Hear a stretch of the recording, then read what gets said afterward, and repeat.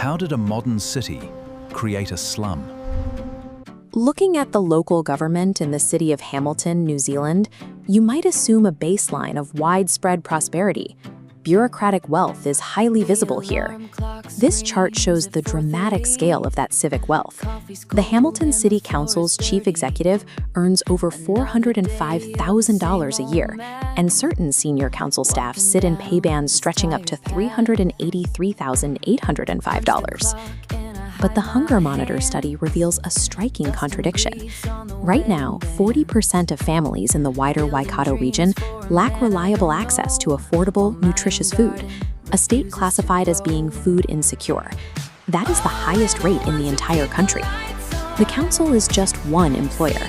Extrapolating the extreme wealth of a few local government officials to a broader city workforce of almost 110,000 filled jobs creates a severe statistical distortion. Measuring a city's success by the compensation of its highest-paid administrators effectively masks the economic collision happening to the average household. To see what is happening in Hamilton, we must look past municipal headquarters and examine the actual financial reality of an average employed worker. This solid block represents the average annual earnings for the Hamilton workforce in 2024. It comes out to $78,000.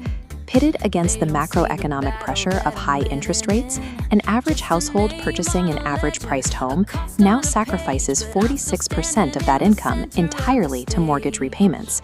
Vaporizing nearly half of a family's earning power on basic shelter severely limits the money left over for other strict necessities like utilities, transport, and groceries.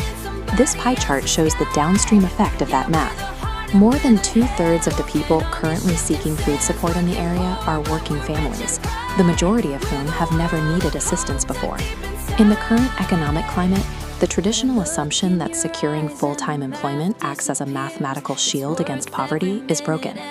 This pressure is not isolated to a few unlucky households.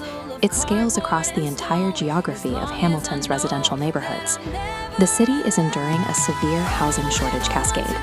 Nearly 1,400 applicants are currently stranded on the public housing register, waiting for a suitable property. This severe housing deprivation does not land evenly either. It disproportionately impacts Maori and senior populations. To map the true scale of the hardship across the city, researchers use the Index of Multiple Deprivation, a tool that measures geographic areas based on income, employment, crime, and housing conditions.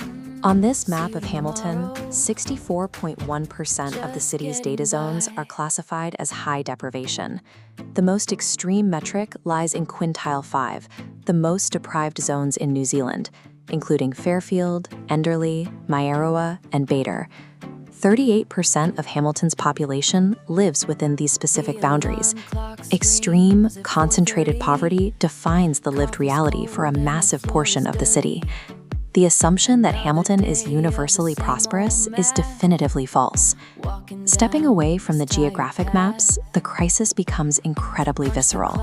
The system is failing at a basic level, when even dual-income working families are forced to navigate social supermarkets and rely on food banks just to survive the week.